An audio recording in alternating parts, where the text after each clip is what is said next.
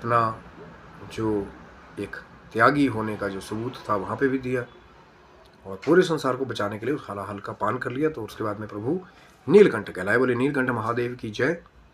और उसके बाद निकला फिर अमृत। तो कहते हैं कि यही वो कहानी का मेन शीर्षक है महाकुंभ कुंभ लगने का, कि जब अमृत बाहर निकला तो भगवान धन्वंतरी हाथ में अमृत कलश कुंभ। अब कुंभ जो है मटका जो है वो मिट्टी का भी हो सकता है, वो सोने का भी हो सकता है, वो कुंभ किसी भी चीज़ का हो सकता है। तो उस कुंभ कलश को लेकर के कहते हैं कि भगवान धन्वंतरी अमृत लेकर के बाहर आए।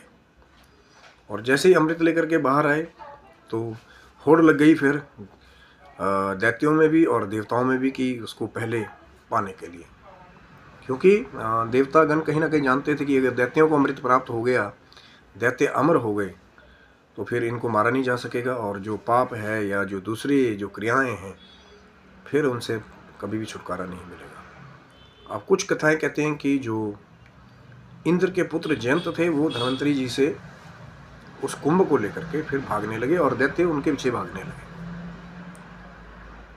अब जो दैत्य पार्टी थी और जो देवता वाली पार्टी थी आपस में एक जगह एकत्रित हो गए और उस कुंभ को कभी देवता खींचते तो कभी दानव खींचते, यानी दैत्य खींचते।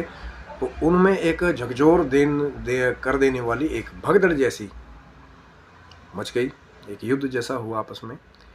और कहते हैं कि फिर 4 जगहों पर अमृत की जो बूंदें हैं वो झगड़े के दौरान गिरी।